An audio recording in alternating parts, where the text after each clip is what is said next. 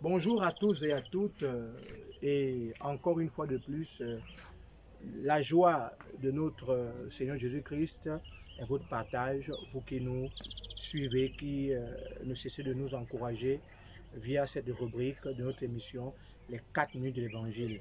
Ceci nous amène à analyser, à parler de réjouissez-vous dans le Seigneur.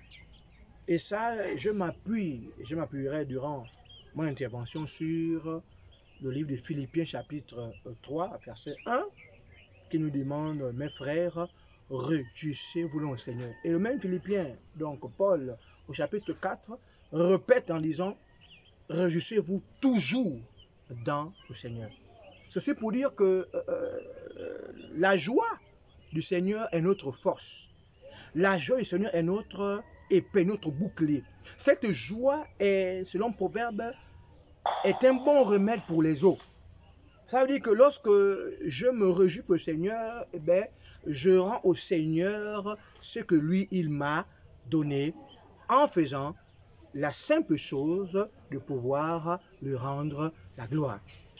Alors, le contraire, la joie ou la réjouissance, c'est la tristesse. Or, la tristesse vient dès lors que j'ai perdu la joie du Seigneur.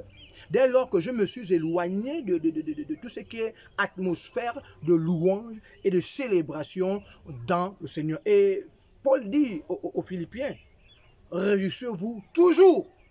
L'adverbe de temps toujours nous amène à voir dans cette perspective que le fait de se réjouir dans le Seigneur nous donne accès à plusieurs grâces, plusieurs faveurs.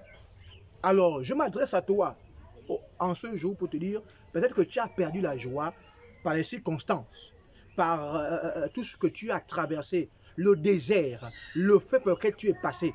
C'est une réalité.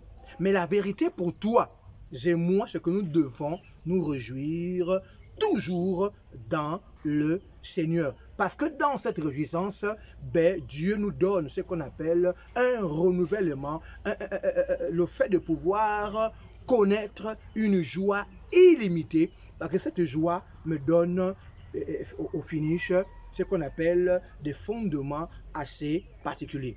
Alors donc, me réjouir aussi, c'est le fait de pouvoir célébrer au Seigneur quand il l'a fait et même quand il n'a pas fait. C'est rendre grâce à Dieu par des chants, des cantiques, des hymnes inspirés de Dieu en l'honneur de véritablement rendre à Dieu cette joie qu'il m'a donnée. Si aujourd'hui, j'ai du mal à me réjouir, c'est que le diable a réussi à atteindre cet élément fort, ce pan assez important de la vie chrétienne, la réjouissance. Aujourd'hui, on a du mal à voir dans la maison du Seigneur des hommes et des femmes capables de le célébrer, de se réjouir. Lorsque nous venons à l'église, beaucoup aujourd'hui sont frappés de tristesse, frappés de nervosité. Or, David a dit quoi? Un jour dans tes parvis vaut mieux que 1000 ailleurs. Et parce qu'en réalité, dans la maison de Dieu, il y a cette joie-là, cette joie qui nous est communiquée pour pouvoir avoir ce qu'on appelle le dessus sur les circonstances, sur les velléités du camp adverse, afin de faire quoi? De rendre la joie du Seigneur parfaite. Ceci pour dire, bien-aimé, nous sommes à une nouvelle année, c'est pour toi l'occasion de te réjouir. Tu as peut-être pleuré, tu as peut-être été victime des accusations. C'était ce qu'on appelle les événements passés. Aujourd'hui, la Bible t'exhorte à te réjouir. La Bible te donne voilà, un couloir, une porte d'accès au miracle. C'est le fait de pouvoir célébrer, te réjouir dans le Seigneur. Sur ce, que Dieu vous bénisse et certainement à très bientôt.